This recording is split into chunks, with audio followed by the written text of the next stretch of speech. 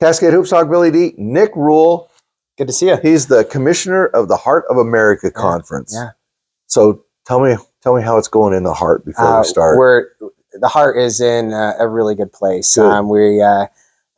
We signed a first of its kind media rights deal in the Southern States Conference, first non-HBCU conference to do that. Our partnerships are exploding. We're having a lot of success. National championships. We've won 4 national championships this year in the Heart. Our member institutions have, and we had a growth plan to get to 16 members a few years ago, and this year we had William Woods and Missouri Baptist come in as full members, and next year St. Ambrose will be joining us. So, we're just in a really good spot. The Heart's a very desirable place to be. We're sponsoring 30 championship sports. We want to be a home for all opportunities, and so we just feel like we're in a really good place. Great presidents, great membership, and the Heart's a really good place to be right now. So everything you just number one, that's really cool. Right. I enjoy Heart basketball. I'm the basketball guy. Yeah, But Heart basketball is great. Right. But all of that involves student athletes, 100%. and what has had been in the last few years. I think we're turning around. We're going to talk about that. Right. Is the athlete got lost in the student athlete? The athlete got lost in the conversation of growing the game and the play. And there's a real effort by the NAIA, and I know that you really feel passionate about the student athlete. This needs to be a process that benefits the student athlete. Right. I'll just let you talk about that. Yeah, I mean, college athletics is in a paradigm shift right now across the board. I think in a general, as a profession and an entity within our country, we've kind of lost what the intent and the true meaning is. And the one thing that I love about our level, the NAIA, and I know you feel this way too, is that the intent of what the student athlete should be and is to be is still within us. Mm-hmm. It is being lost at the Power 4 level, and I think we are the place where the purity still exists, where we're investing in a student to their 4 years of their life that's going to change them for the next 40.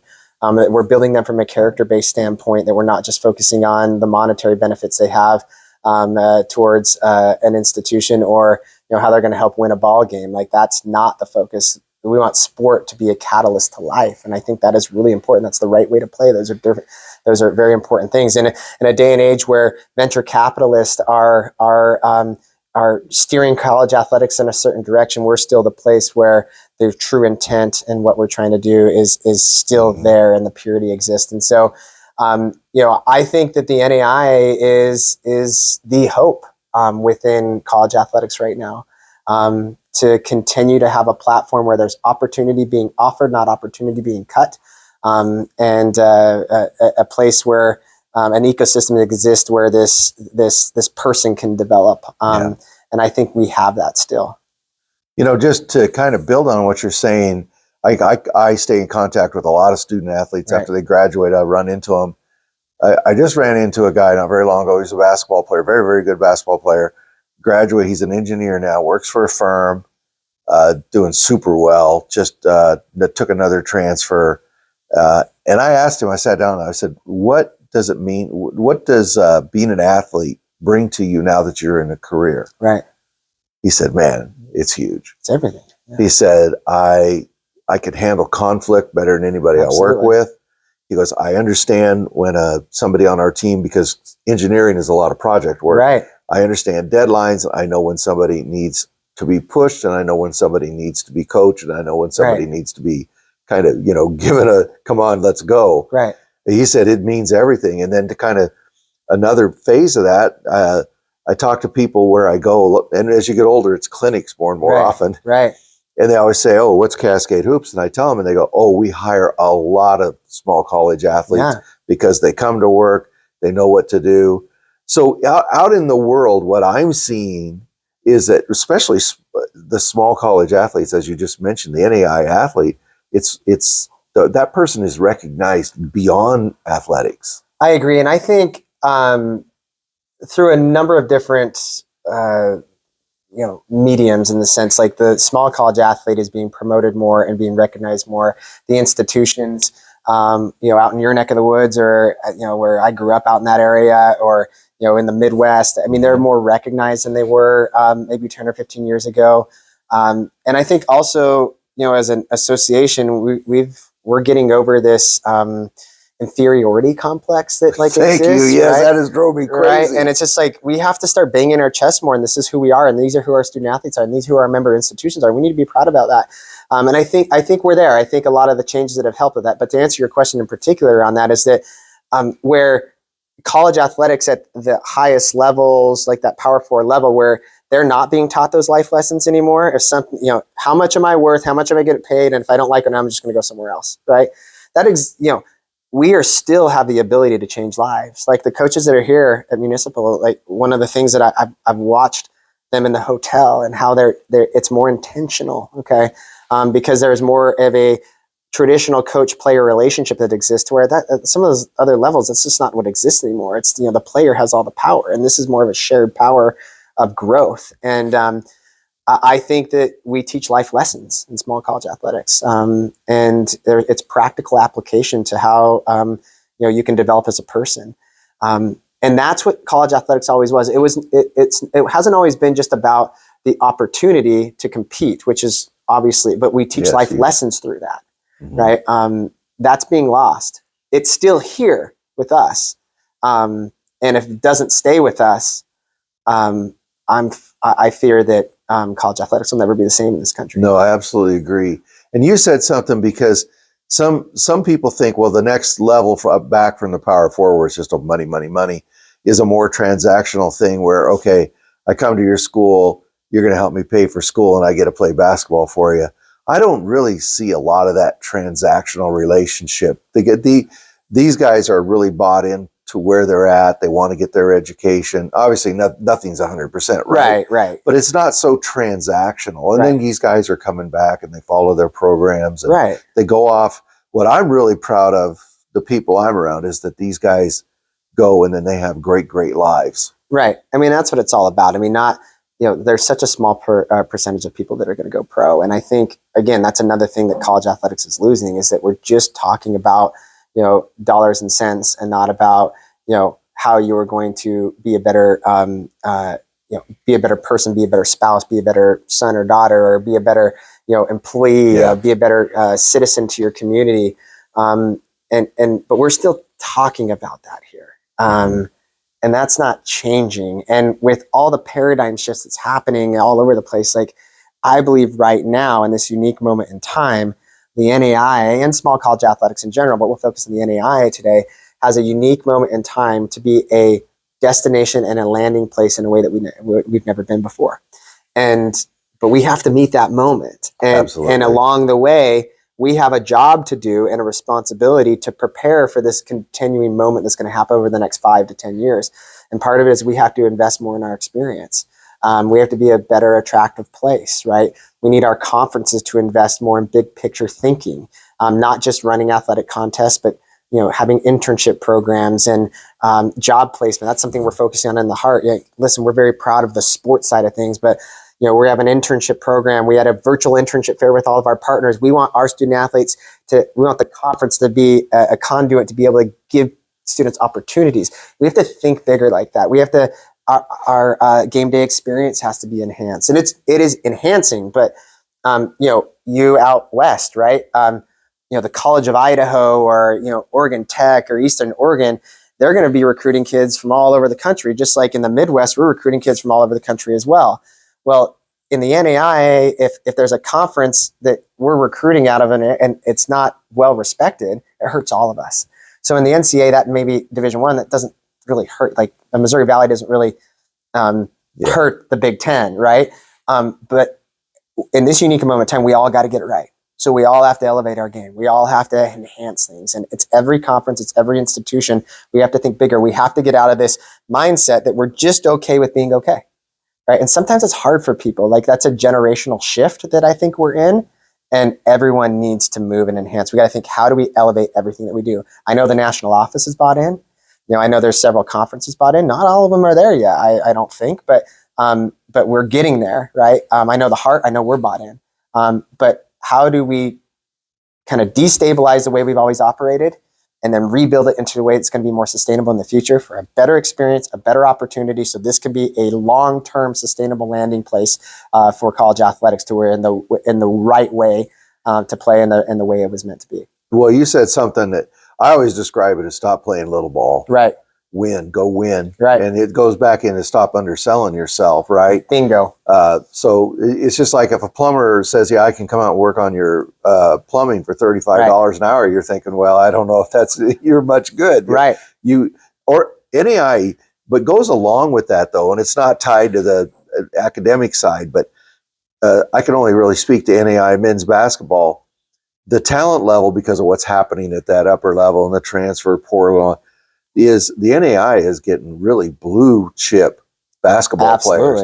No, the big colleges aren't looking at the high school guys very hard. Schools like, and they're really open about it too. They'll say it in news conferences. Schools like Oregon Tech, College of Idaho, Grace, they're pulling in guys that would historically all be D1. Right. And you're seeing the product over here in the auditorium with the basketball that we're seeing. So it's a much more attractive place for the athlete to go as well. Well, absolutely. And I think, again, that's a paradigm shift, right? We are going to naturally be a better landing spot for students maybe 10 years ago that we're going and we're going to be, maybe spend a few years on the bench at a Division I and then become, a Division I, all conference player, or maybe they, had the opportunity to be a freshman right out of the gate and play at that Division I or, high level Division II. Though they're not being recruited that way anymore. Because frankly, these coaches there's a massive amount of investment, millions and millions of dollars, venture capitalist money. There's schools like the University of Michigan, their athletic department, it's its own business now. Like, that's not what our model was, But at the end of the day, you have a lot of people calling some shots now. So if you don't win today, you may be gone tomorrow. And so if you're a coach at that level, you're not going to trust a freshman. Right? They've said it. I'm not saying anything they haven't said, right? They've said it openly all year. And so they're re-recruiting or re-recruiting the 23, 24-year-old that's has a year left. And so again, that's not the way that college athletics in America was designed. It was designed for opportunity. Our Olympic system has always valued college athletics because we give the non-revenue generating sports opportunity. Well, those sports are being cut to fund the basketballs and the footballs of the world. Well, we're not doing that. We're adding sports for opportunity, not cutting sports. Absolutely. And so it's a paradigm shift. Like, we're having access to different student athletes than we had before, while also continuing to give the access to the student athletes that we had access to before. We're an association of access to sport, access to opportunity, and access to the future. I don't see that at the highest levels anymore. No. Let me ask you a question. So you're really well respected within the NAIA. Thank you. You're the Hart Commissioner. Tell me what steps are you taking to try to influence this to influence this across the entire NAIA? I love that you asked that question. There's no try. You either do or do not. Listen, we are unapologetic, and we've said this for our leadership team has said this for, I'm in my third year. We have this really strong leadership team that really kind of going into our second full year altogether. And we've got a great council of presidents. I mean, we're so blessed with that, and great athletic directors. But we have been unapologetic about the fact that we are going to push the envelope in the heart of America. Not as a way to pound our chest saying this, heart of America. We want everyone to elevate the game. But someone has to set a standard. And just like campuses do across the country, they're elevating. We see it here every year. You see Grace and Langston and, in the past we've had William Penn and and everyone's trying to elevate. Freed, Hardman's here, right? All these schools, right? And now you got Ave here. Like, everyone's trying to elevate. Absolutely. Conferences have to take that same type of attitude and mentality. And that's the attitude and mentality we've taken. There's 20 conferences in the NAIA. If we can get 20 conferences investing in elevation of the brand, elevation of the opportunity, elevation of the experience, we can move mountains quicker than if each individual institution did it as well. If we can all think of that, have that mentality, we're going to do a lot of great things. And where we're coming into it is that we're being very, very intentional about what we're investing in. we believe that college athletic conferences aren't just operational associations for to make sure games happen and such. We should consider ourselves in the media business. Multimedia production, creative content, flashy, different things out there. I mean, we've got to be into spaces that we've never been into before. We have to redefine what certain roles look like within conference offices. And because we have to meet this unique moment in time, and it has to be all about elevating and valuing ourselves. You said something earlier about, but it's valuing ourselves differently, right? We used to be pushed around by all these companies like, okay, hey, we're going to, you're not going to get this revenue opportunity at the big schools. And then our attitude has always been in small college athletics. So, okay, well, no, we're going to have that same opportunity. It may not be the same amount of money, but we're going to get the same percentage, like value us differently. And I think I feel among our industry a little bit more of a chip on our shoulder. And we have a lot of reasons to be excited. And now we have to take that momentum and run with it. And I'm optimistic. I know the national office is all in. I know several of our conferences are all in. I know a lot of our member institutions across the country are in.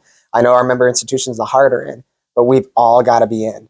And so we're trying to lead the way as the example. Because at the end of the day, a rising tide lifts all boats, right? Absolutely. And that's what we're trying to do. We're trying to set the tide a little higher and get everyone going. And we feel like we're having some progress at that. And we've got a lot of really good conferences in the NAIA. And we feel like a lot of people are asking really good questions right now and investing in ways that maybe they hadn't thought of before. So there's a lot of athletic directors, coaches, and SIDs that pick up our stuff from basketball. Yeah.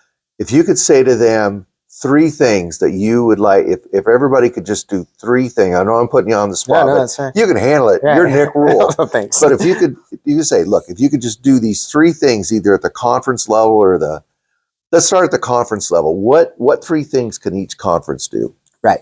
I think number 1 is you got to make it feel big time where you're at when it comes to championships, whether that's branding, whether it's just, it should feel different than regular season, but it's the way you it's little things. Okay. It's the way you handle your award ceremony, right? It's the way that it's what you give out. It might be a student athlete package to every single, these could be $5 or $7 worth of stuff in there. It's what you invest in, what your shirts look like. I mean, this sounds so elementary, but it's important. So it's little details from championships across the board. Okay. I think the second thing is how you handle your governance structure, right? Professionalism internally. What is your experience that your coaches are having? What is the experience that your athletic directors are having? Does it feel high level? Because if it feels high level, they're going to go advocate for it at a high level. If you can get your membership to feel high level, they're going to go and produce more at a high level externally, right? Yeah. And I think the third thing that we have to as a conference offices, we have to do is that we have to, and I've already touched on it, we have to embrace the media side of things, right? Yeah. We have to embrace the creative content, this type of stuff, right? Be thought leaders in our industry, share information, be fun about it. One of the things within the heart, we've seen a mass explosion of on our Instagram. We do your traditional, in all of our social media, but we do your traditional like stat reporting, SID type stuff. But then we're doing fun stuff too.